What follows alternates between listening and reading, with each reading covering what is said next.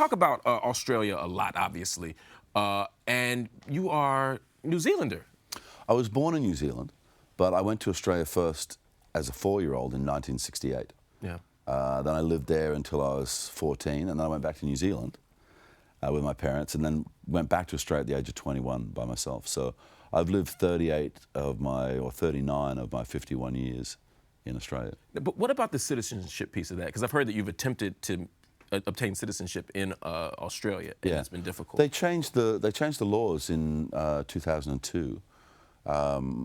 Prior to that, see, it's a funny thing because the freedom of travel has always been very open between Australia and New Zealand. But over time, more and more rules have come in. And even though I was living in Australia, it was one of those things, I'll get around to it, I'll get around to it. It wasn't until I had my second son, married an Australian wife, now I've got 2 Australian children. I went, oh, you know what, I should really be an Australian because it's sort of kind of like just that worst case scenario thing. If we're traveling somewhere, something goes down, we got to go to 2 embassies, not 1, And I also wanted them to sort of enjoy that part of it too, that, I sort of became an Australian for them kind of thing, Why haven't they made it easier? I mean, you're like the man in Australia. You're on a stamp, right? But yeah, here's the thing. It's a funny thing because I am on the list of living national treasures for Australia. Wow. I am, as you pointed out, a legal tender stamp in Australia, which apparently is illegal unless you're the Queen of England. Right, it's you and the Queen. But I'm on the stamp. And you can post a letter with me. Just got to lick the back of my head. We'll get fill in your punchline there, the line forms right over under the. Yeah, and like they gave me the Federation Medal in 2000 and stuff like that for services to the arts and everything. So it is a very odd situation.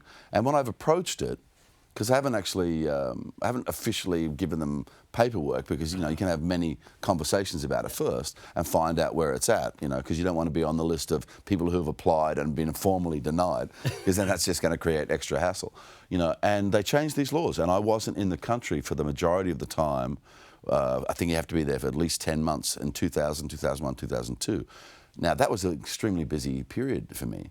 That was not only was I shooting movies, I was also doing academy campaigns for Insider, for Gladiator, for Beautiful Mind, and so I just wasn't in the country. Wow. And so I don't fit easily into it. But the reason that I talk about it is not because I couldn't do, a nudge, nudge, wink, wink deal. Yeah. I would think that's what you do. But just walking with your book of stamps with your face on it and just... But I'm just Maximus. I'm just not that guy. Yeah. Because it's unfair.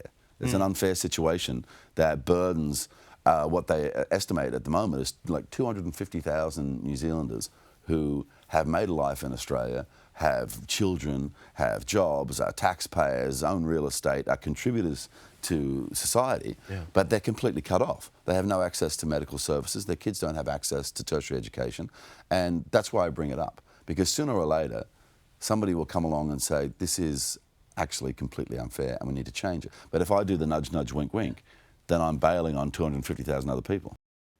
Hey, thanks for watching. Don't forget to subscribe to our channel and click here for more videos. And make sure to catch new episodes Friday at 9 p.m. on HuffingtonPost.com.